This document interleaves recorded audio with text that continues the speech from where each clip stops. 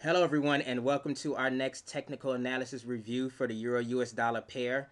Today is August 13, 2012 and we are currently looking at price action on the 10-minute chart. And I have this yellow line drawn in dividing last week's trading session from today's trading session. And if you look at today's trading session, you can see that we saw euro strength for most of the day. The euro strengthened in comparison to the US dollar, and we see this bullish rally primarily due to investors exiting their short positions and covering their shorts. And you see this push higher in the pair and the euro strengthened, but it rallied about 113 pips from the session low here at 22.61, where it found support for the day, and it rallied all the way up to our resistance here at 23.74 for about 113 pips. And it was up here that the pair had found resistance and sentiment began to shift. And about an hour after the New York opening bell, we began to hear some news that a new lawsuit had been filed against the ESM, which is the European Stability Mechanism.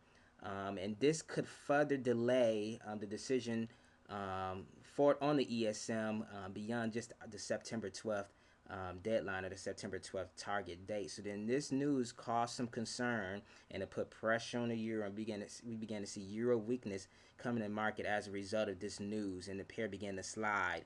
And it's now currently in a consolidation around a 23.30 handle, awaiting the breakout during the Asian trading session. But if I were looking for an opportunity to enter the market, let me go to the 5-minute chart. I would have done so during this bull rally on a pullback towards an area of support. So then if I were in front of my platform during this move higher, what I would have done, I would have waited for price to reach a point of resistance. I would have waited for a retracement back to an area of support. Excuse me.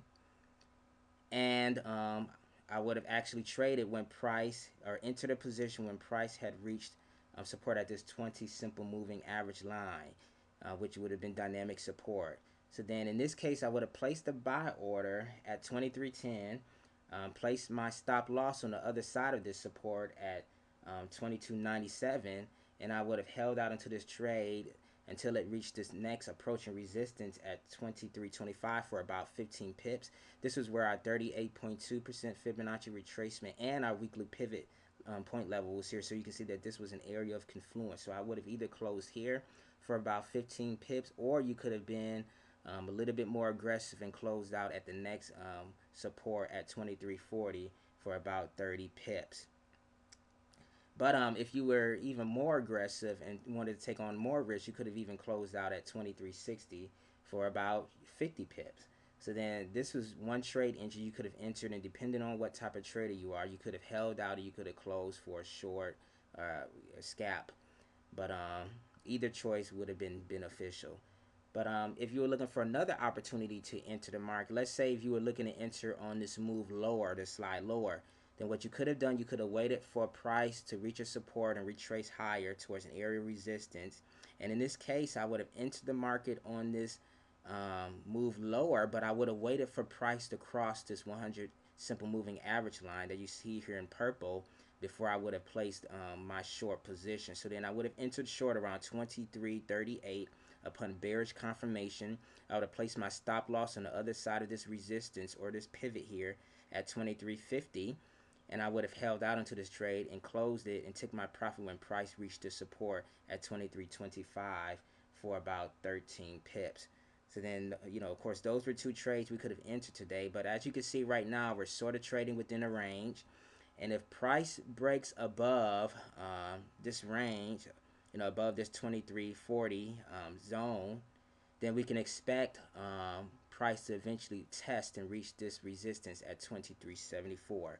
And if price breaks above this resistance here at 23.74, we can expect stops to be triggered and actually price to find resistance at our next area of resistance, which would be at 23.86.